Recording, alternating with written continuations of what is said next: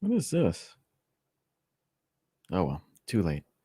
Hello, everybody. My name is Jim. This is More Sunshine, Please, my Tuesday evening live stream. Thank you so much for being here. How are you? Again, I can't hear your response, but I'm assuming you're all right, which is good. Tiny bit of Disney news coming up on the show, a top 15 list, of course. But as always, we're going to check the chat first. So let's see who's here.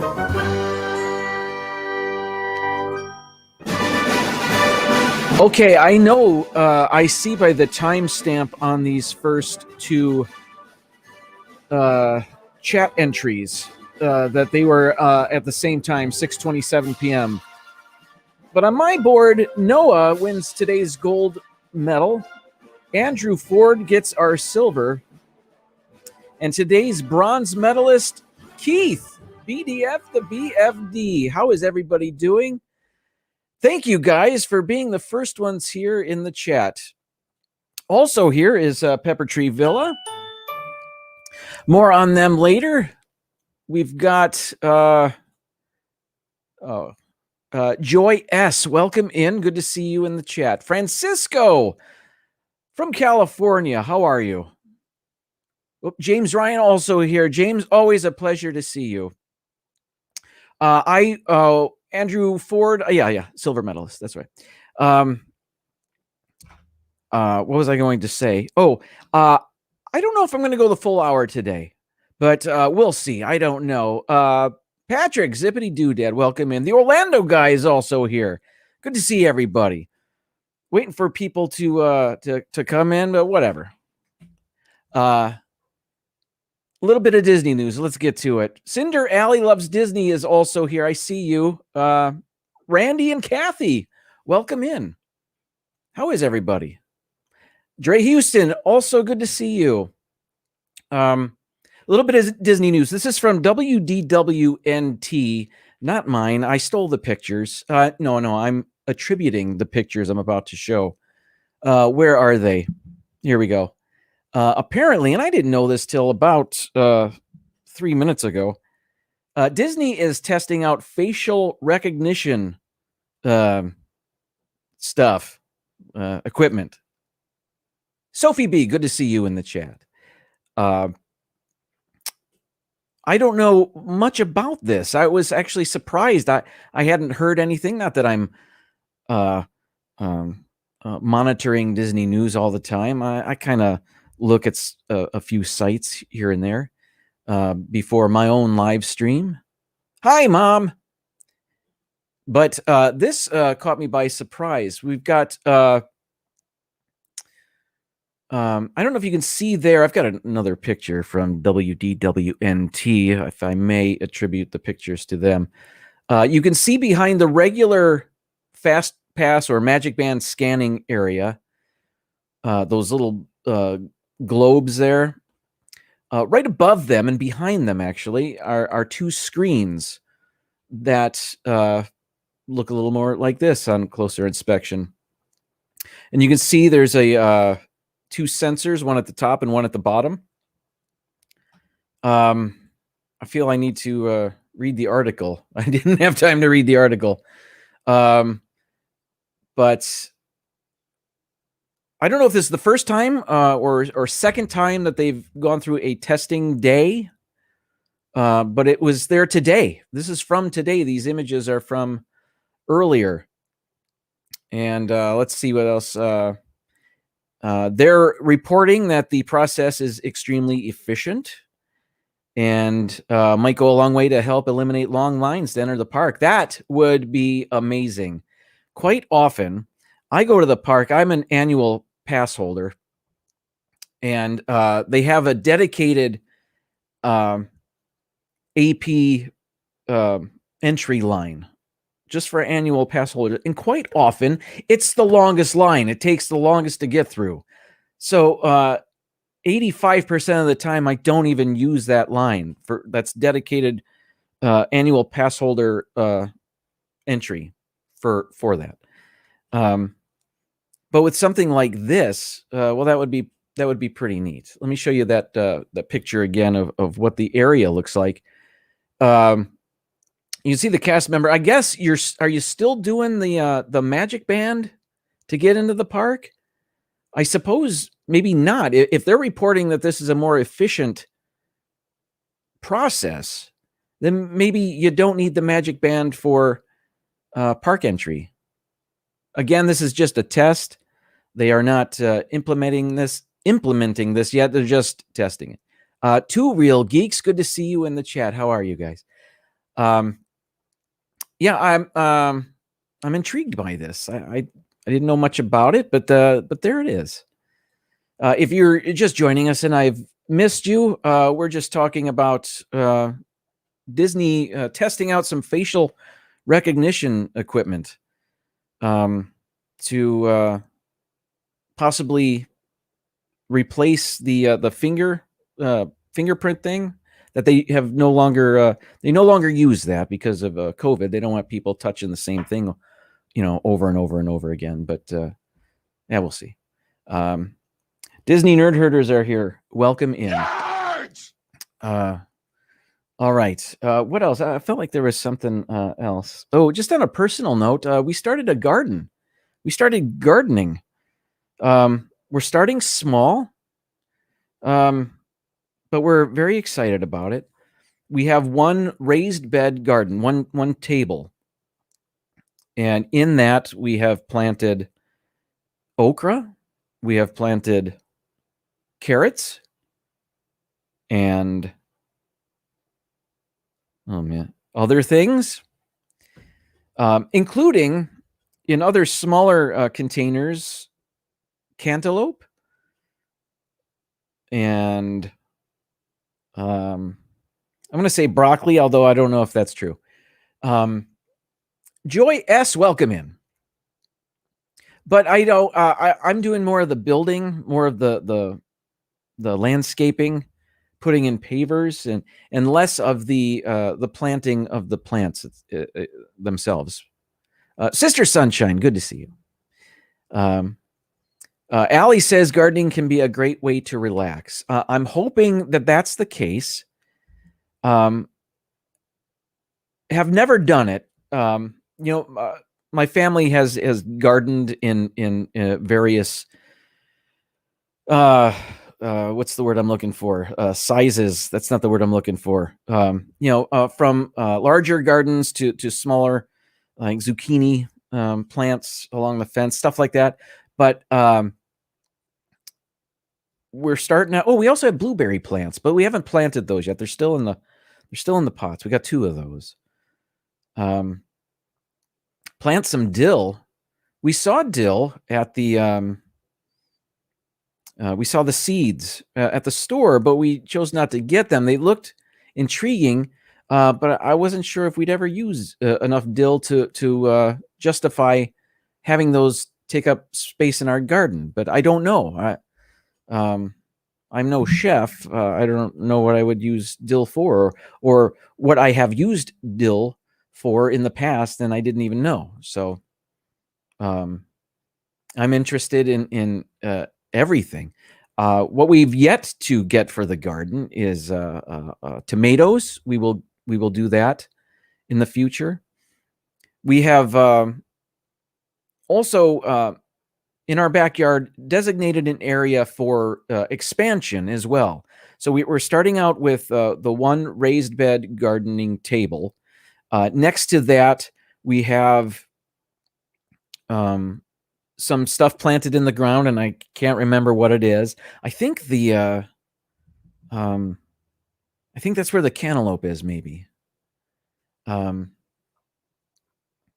I see. Dill attracts caterpillars that turn into beautiful butterflies. Do the caterpillars eat the stuff in the garden? I'm guessing not, or else you wouldn't have suggested that.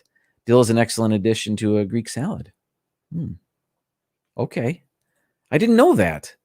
I think Greek salad, I think beets and feta cheese and olives, lettuce, of course. Oh, that's right. We have lettuce as well, and fennel. We planted fennel. That's in the table, although I'm thinking, because I've seen fennel, we've purchased fennel from the store before. It's going to be big. I'm not sure we have enough soil in in the raised bed garden to accommodate it. We might have to add more soil. We'll see. Thyme makes a nice ground cover that goes between pavers. Interesting. And smells good, no? I mean, yes. Dre plant quarter acre. Wow. That's impressive. Someday. Fennel, man, we make a, and I hope to actually live stream this someday. We have made a root vegetable soup and there's nothing much in it other than the vegetables. And you cook the vegetables, and with an immersion blender, you mix them all up, and it is just the best soup in the world. I want to live stream that from the kitchen someday. Wear my Ratatouille shirt. Pete McDivitt is also here. Welcome in. Thank you. Love the shirt. I wore this for a reason. I'll just tell you. I'll preview the reason. Next Monday, or a week from yesterday, on Monday, I will be on Pepper Tree Villa's channel, and we are going to do the taste of Oreos. So we'll be eating a bunch of Oreo cookies, over 20 different varieties of Oreos, and I cannot wait. So my top 15 list is about cookies later. So I wore the shirt. Thank you, Dizney Character Warehouse. All right. James says, please go ahead and plant a bop in this garden. Oh, I got you. I see what you did there. Nice. Well played, sir. Thank you. What else? Anyway, I'm very excited about that show on Monday. Yes. So they've asked me to be a part of that. And so I'll be with them and their family trying. They sent me a bunch of Oreos in this box here that I've had to guard with my life. No, I haven't. But people have been asking in the house about this box of Oreos, and I've had to say, no, you can't have those. Not yet, anyway. Paul Engel, welcome me in. But yeah, it makes me want to get to my top 15 list right now, and let's do it. Let's do that, because I actually don't know how long it's going to take. So let's do it right now. As what do you call it? Synergy, or just a cross promotion? My top 15 list today is top 15 Oreo facts. Now, Oreo is not paying me. Nabisco, no, this is, I don't know if you want to call this free advertisement for them. I suppose it is. Who doesn't love Oreos, though, and wants to share their joy with everybody? Anyway, we're just going to be eating Oreos on Monday, and I thought, well, I'm super excited about that. So let's run down my top 15 Oreo facts. Now, as with most of my lists, they're not in any real order, except the order in which I found these facts. Now, the first few, having said that, the first few will be about, the history of the Oreo, like its beginnings. So I suppose I wanted to put that in there. Cynthia, welcome in. Good to see you. So let's do that. We're starting out with, wait a minute, hang on right now. This goes against one of my facts, Richard. Although I do have an asterisk next to that fact, so I'm going to come back to that. So, oh well, it doesn't matter. Let's go. Let's do this. All right, number 15, the Oreo Biscuit. This is about its first development. The Oreo Biscuit, as it was first called, was first developed and produced by the National Biscuit Company, today known as Nabisco. National Biscuit Company, Nabisco. I never knew that. I didn't know that's where the name Nabisco came from. Now I do. Okay. I should save this, but that's exactly what I was going to refer to. Thank you, Richard. Yes, I'll revisit that. And I'll mention this too. All right. National Biscuit Company. How about that? I learned something new every day. Anyway, the Oreo Biscuit was developed in 1912 at Nabisco's Chelsea, Manhattan factory, located on 9th Avenue between 15th and 16th Streets, which is now known as Oreo Way.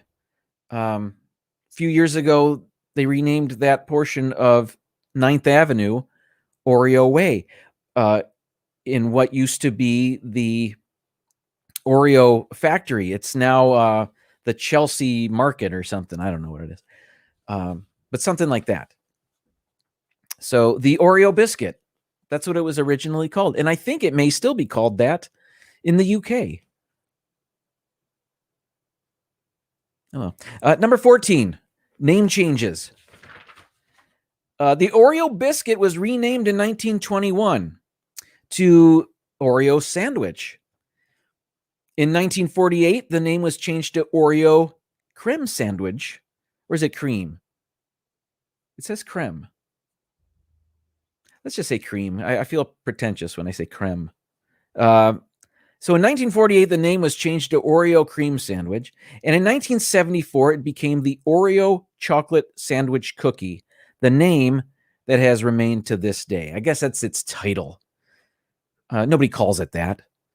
I don't even think Nabisco really calls it that. They just refer to Oreos, right? Yeah. So so it was the biscuit, then the sandwich, then the cream sandwich, and then the chocolate sandwich cookie. So it wasn't a cookie until 1974, according to Nabisco. I didn't know that. Now I do. What are you going to do? Next, number 13. Name origin unknown. And this is just referring to the name Oreo, not Oreo chocolate sandwich cookie. There are many hypotheses, I don't think I said that right, about the origin of the name Oreo, including derivations from the French word or, meaning gold, or from an ancient Greek root, meaning mountain. Others believe, by the way, I didn't have this written down here, but the reason it may be named after gold is because it was originally sold in a gold tin back in the 20s. So maybe that's right. Others believe that the cookie was named Oreo simply because the name was short and easy to pronounce.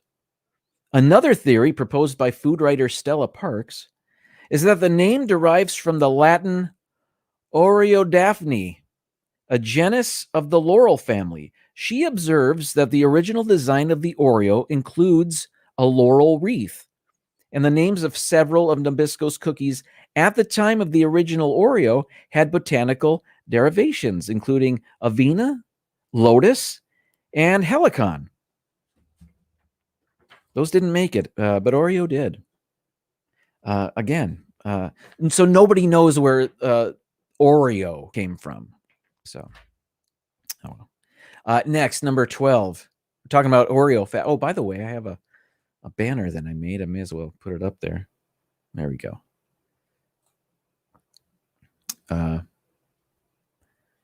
Let's see. Okay, next, where am I? 12. Oh, 59 minutes. What does that mean? Oh, okay. It takes 59 minutes to make an Oreo. Each Oreo wafer is baked for exactly 290.6 seconds at a temperature of 400 degrees Fahrenheit from above and 300 degrees from below. Growl Guy, welcome in. We are just talking about Oreos. Again, I'll be on. Let's just show this while we're here. I'll be on with Pepper Tree Villa on Monday. What's the date? Oh, there it is. March 29th at 9:30 p.m. Eastern. Now, usually Pepper Tree Villa goes on at 10 p.m., but there's a lot of Oreos to eat. So they're going on at 9:30, and I will be joining them. So I cannot wait for this. I'm super excited. Only on PTV. I had to talk there until... Anyway, so yeah. I'm going to show that again later. Next, number 11 on my list of Oreo facts. 500 billion Oreos. Enough Oreos have been made to wrap around the earth 381 times. If all of the Oreos ever manufactured in the world were stacked on top of each other, they would reach the moon and back more than 5 times. And I am responsible. No, that's a lot. Totally believable. Is that it? Oh, by the way, I think that that amount, 500 billion Oreos, I think that's a few years old. I think we're well beyond that now. When I was trying to find this amount, I couldn't get a more recent year than 2017. So, Jonathan Chong, welcome in. So, yeah, I think it's well beyond 500 billion, but last official word is 500 billion Oreos have been manufactured. So, I'm not sure, but yeah. Number 10, ridges, flowers, dashes, and dots. Every Oreo cookie contains 90 ridges. Let me put a picture up here so you guys can look at it while I talk. There it is. Every Oreo cookie contains 90 ridges, 12 flowers, 12 dashes, and 12 dots.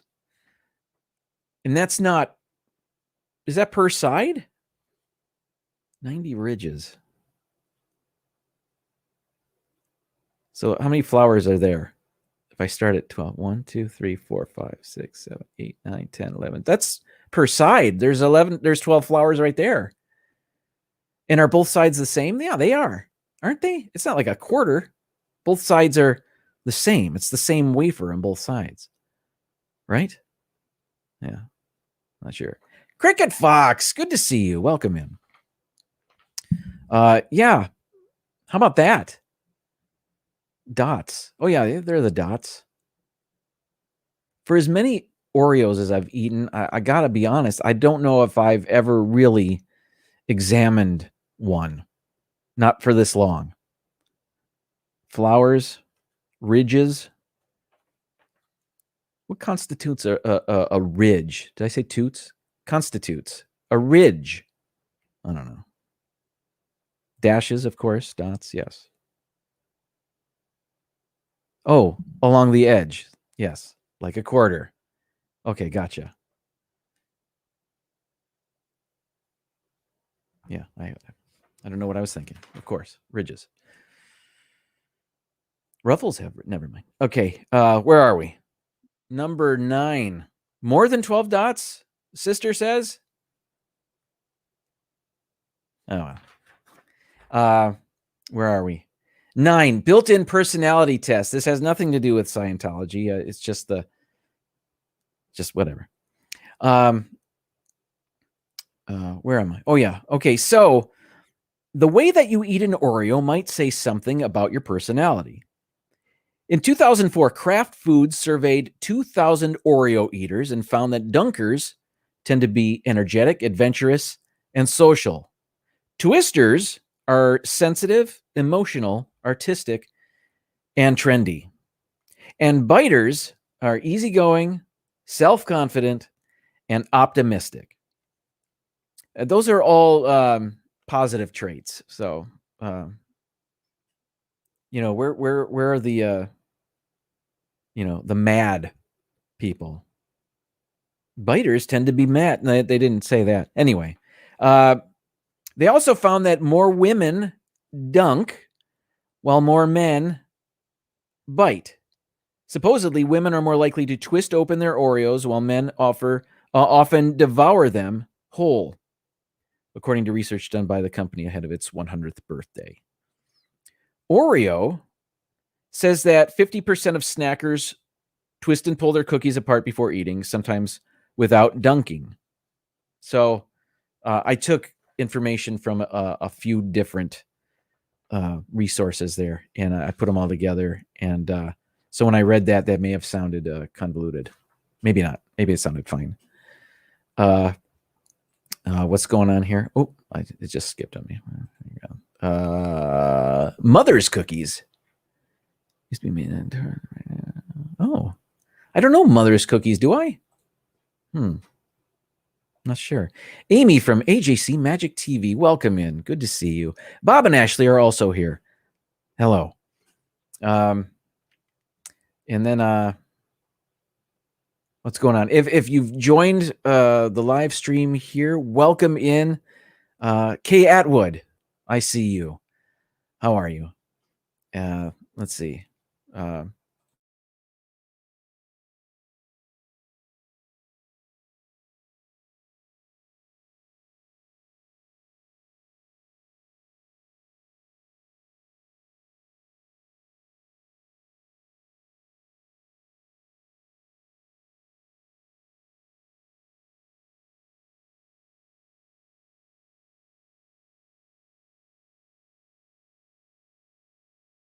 There we go. Okay. That was my 30-second internet freeze. Spectrum, my internet company, still hasn't repaired out by the street, out by the mailbox. I think that's the cause of that. Oh, doesn't matter. So my apologies. Thank you for sticking with me. Where are we? Number 8, I suppose. I think I like to dunk. But I also don't like my fingers to go in the milk. I'm going to get to that later. But I never twist. That's me, though. Yeah. Next, number 8. Hydrox is older. You guys remember Hydrox? Is Hydrox still around? I'm not sure that it is. What's this? We drove around one night to all the stores trying to find the Oreo Brookies. Never found them, nor have I ever heard of them. I wonder if we'll have them on Monday. I don't know. Tune in to find out. Yes. Let's see. Oh, sorry. I got lost. Okay. Hydrox. I don't know if they're still around, but Hydrox, well, I'll just read what I have here on this paper. Oreos weren't the first cookie and cream brand to hit the shelves. Sunshine's Hydrox began selling 4 years before Oreo. In 1908, they were quickly overtaken by Nabisco in the market. Keebler's Droxies, as they were renamed, were acquired by Kellogg's in 2001 and quietly dropped sometime between then and 2003. So they're not still around? Is that what I'm led to believe? I have known for a while that Hydrox was the original, oddly enough. Much like Levi is the original denim jean, but I still, I prefer my Jordache. I'm kidding. But Hydrox, when I first saw Hydrox, which is a terrible name, by the way, when I saw that on the shelf, I thought, well, that's the Dollar Tree version of an Oreo, but it wasn't. It was the original. And I think because of the name, maybe because there were no flavor varieties of them, they were swallowed up in the marketplace, I guess. I'm not sure. Hello, Ben. Ben gets one of those too. Next, let's move on. So that made it, what I just read, made it sound like Hydrox no longer exists. I'll be honest, I haven't looked for them. I've never said to myself, like, oh, I would love a Hydrox right now, or the way somebody would say, oh, I love Oreos. I'm craving an Oreo right now, or something like that. Anyway, oh, this is what I wanted to show. I'm going to get to that, Paul, a little bit later. Next, number 7. Used to have lard in the middle. Where are we here? Okay, the cream of the cookie used to contain pork fat until the 1990s, when it was removed for health reasons. In 1998, Oreos were declared kosher by OU certification in the United States. It's said that this hammered the final nail in the coffin for Hydrox. I guess Hydrox was kosher when Oreo was not. So people looking for a kosher chocolate sandwich cookie would go to Hydrox up until the 1990s. And then once Oreo became kosher, I guess that was it for Hydrox. I beg your pardon. Yeah. Let's see. Okay, moving on. I thought I had something else there. Welcome in, D&G Explorers. I can't remember if you were here or not, but I see you now. So, where are we? Pork fat rules. I'm going to disagree there. Whatever. That's where it's at. Where did the name Hydrox come from? I don't know. I don't know. They called them Droxies for a while. I never heard that though. I don't know if the things I look up are factual. Anyway, let's move on. Number 6 on my list of Oreo facts. They're different in China. Let me get that ready. Okay. Well, beloved in the United States, Oreos didn't do so well when they were introduced in China in 1996. They were almost pulled from the market, but then Kraft decided to ask Chinese consumers for their input. As a result of that research, the company tinkered with the cookie's original recipe, introduced new flavors and shapes, created new ads, and eventually created an Oreo that looks nothing like the one we know. Where is it? Here it is. Yeah. It's essentially a tube-shaped treat with 4 layers of crispy wafer and vanilla or chocolate cream filling. The wafer became the best-selling biscuit in China in 2006. So, yeah, have I not seen these locally here?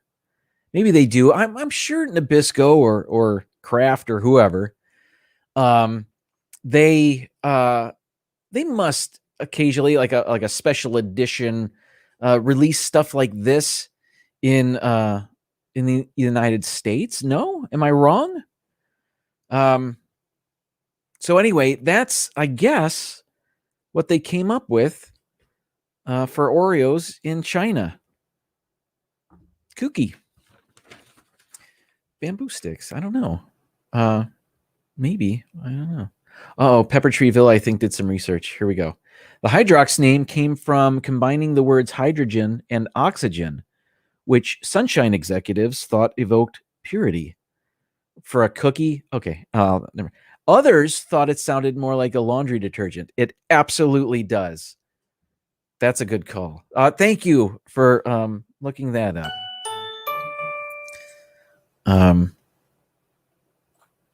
All right.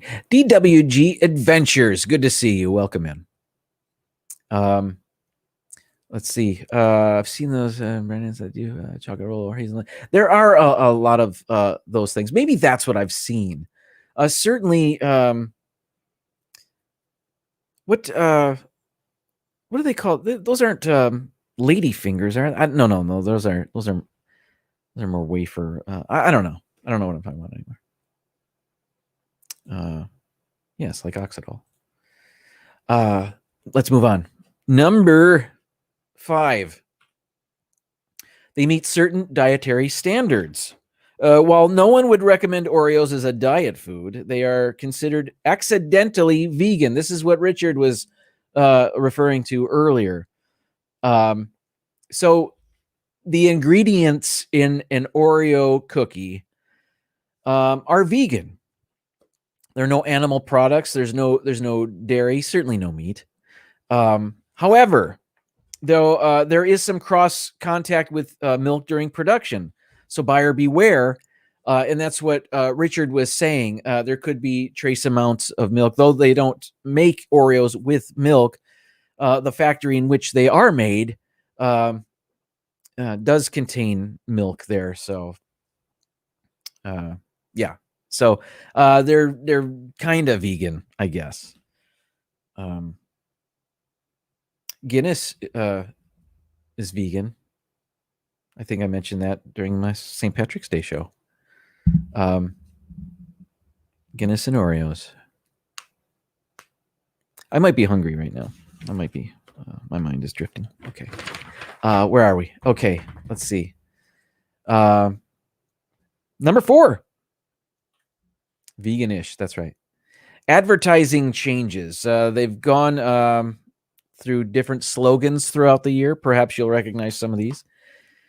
Before the treat became known as Milk's favorite cookie as of 2004, Oreo tried out quite a few slogans. In 1950, Oreo became their first slogan and jingle. In the 1980s, felt like a time of indecision for the company. I didn't write this, by the way. It changed slogans 5 times in the 1980s. Those included For the Kid in All of Us. I remember that. Kind of. That sounds familiar. America's Best Loved Cookie. I don't recall that one. It's kind of nothing special about it. There's nothing poetic about that, really. The One and Only. I don't recall that either. Who's the Kid with the Oreo Cookie? That sounds a little familiar to me. Who's the Kid with the Oreo Cookie? Was there a jingle with that? Maybe it just sounds melodic or something. I don't know. And finally, Oreo, the original Twister. That doesn't sound familiar to me either. Oreo does. And For the Kid in All of Us does. And maybe Who's the Kid with the Oreo Cookie? I'm not sure. Yeah. And now, is it still, as of 2004, is it still Milk's favorite cookie? I guess maybe it is. Charlie referred to it earlier. Yes! So, yeah, maybe he's recently heard it. I'm not sure. Moving on. Number 3. Oreos in the Parent Trap. You knew there was a Disney connection somewhere. Actually, I didn't know. But I came across this, and I thought it was interesting. Though I have never seen the remake of The Parent Trap. Here is a still from it. Lindsay Lohan playing a dual role as... Well, I'll just read what's here. Let's see. Where am I? Director Nancy Meyers came up with the iconic Oreo and peanut butter snack in The Parent Trap. In the 1998 remake of The Parent Trap, Lindsay Lohan's characters, Haley Parker and Annie James, or is it Hallie Parker? I'm assuming it's Haley because of Haley Mills. Introduced us to the concept of Oreo cookies and peanut butter. So that was a thing in the movie.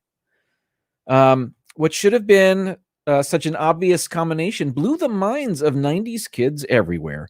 So much so that director Nancy Meyers is still getting asked about it. Meyers told Hello Giggles I'm assuming that's a website, in 2017 that she just made it up. Quote, for no reason other than it sounded weird and some cute kid would do it, unquote. So yeah, I guess she just came up with, it looks like Skippy peanut butter product placement and Oreos product placement. Who am I to talk? The whole show is product placement today. Who's that kid with the Oreo cookie? It's Lindsay Lohan. So again, I've never seen the remake. So that's interesting. Oreos and peanut butter. Two great tastes that taste great together. All right. Let's see. Jonathan Chong likes the film. Good to know. Disney Plus, I'm guessing. I'm going to say yeah. I'm going to say yes. Let's move on to number 2. Double stuff is a lie. Do I have a picture? Yeah, actually, it's not just double stuff. It's all kinds of stuff. And I didn't, by the way, I didn't misspell that. The Oreo double stuff only has one F. So, after an experiment conducted by a high school math class in upstate New York, they discovered that double stuff doesn't mean twice as much filling. The experiment concluded that the cream filling is only 1.86 times bigger, making Oreo's claim untrue. Following this discovery and the attention it grabbed, a spokesperson for Oreo insisted that they had twice as much filling. To which we say, yeah, right. You've just been proven wrong by a bunch of kids, high school kids. Don't double down on your lie. I don't know. Matthew and Lauren, welcome in. Yeah. So what you see in front of you are go from the Oreo thins. If you've been to a grocery store in the cookie aisle anytime lately, you've seen all of these Oreos, from the thins to the regular to the double stuff. It looks like they have mega stuff and the most stuff right there. So yeah. Melissa, welcome in. So yeah, it isn't double the stuff. It's 1.86 the stuff. I don't think I said that right. Okay. Finally, number 1 on my list, and this is interesting. Before I get to that, Captain Ekron is here. Welcome in. There is a specific Oreo dipping tool. I came across this, and as it turns out, there are many specific Oreo dipping tools. Let me get to where's the one specifically that this talked about? Here it is. It's called the Dipper, DIPR.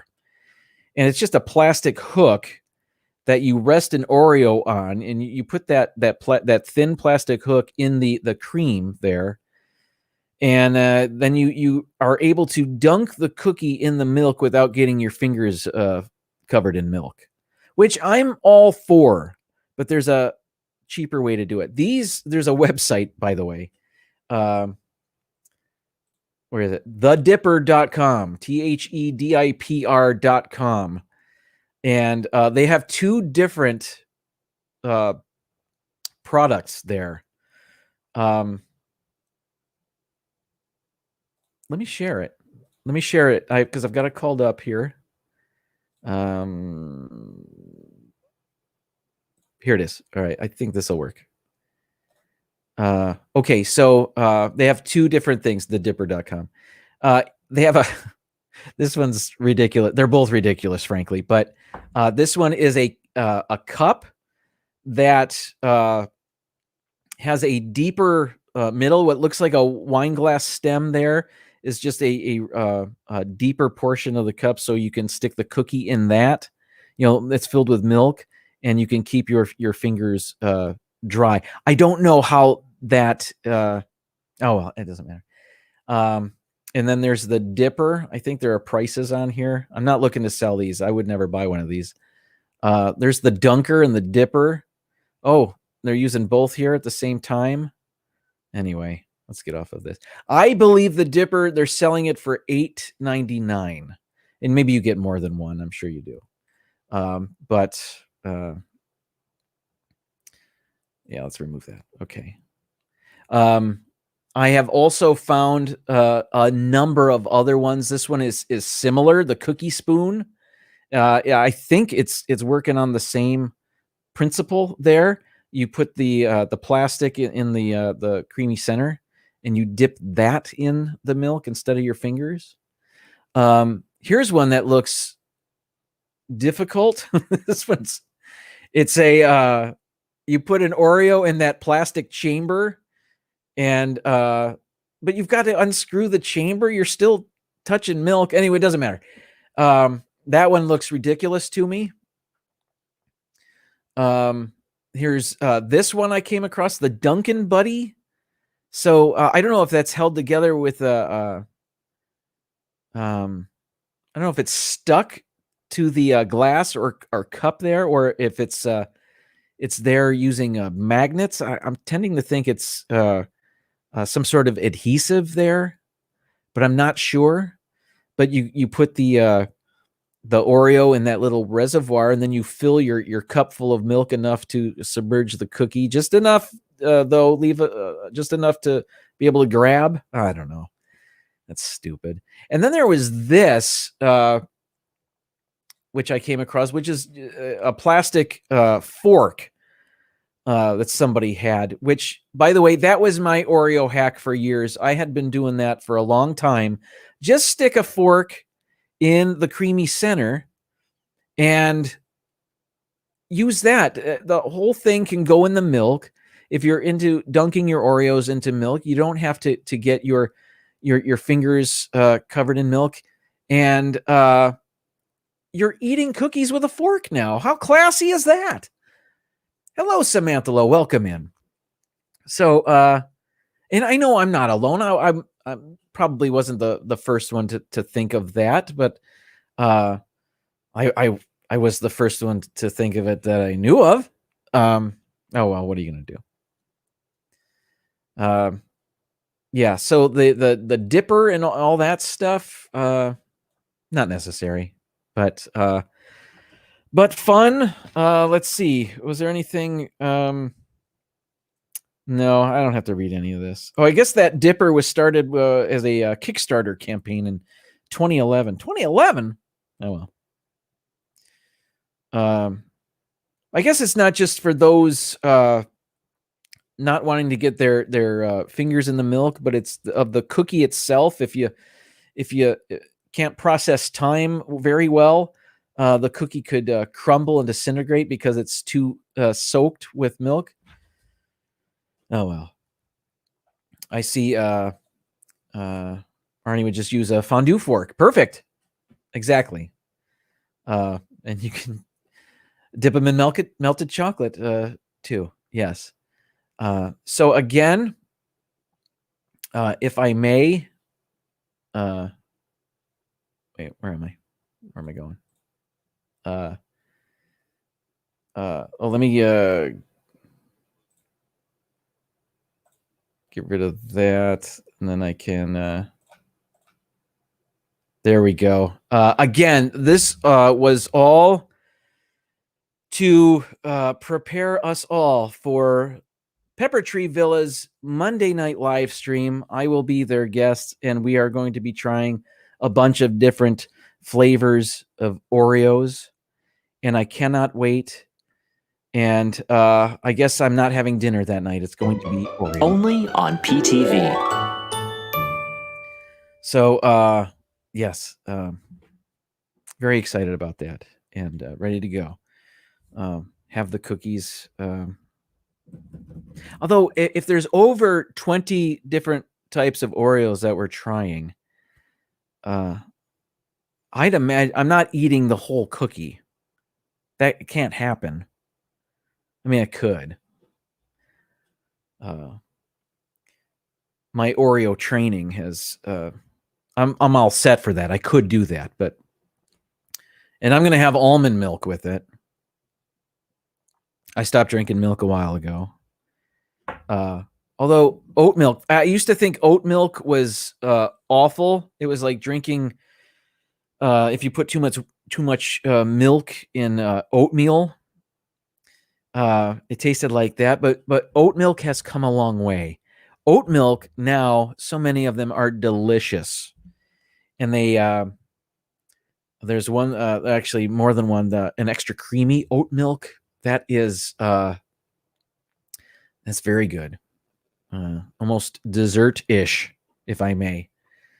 But so one bite per cookie, I guess. Enough milk. I'll have water standing by too, I suppose, just because. Lori Jean Carlson, welcome in. Fantasia 2007, good to see you as well.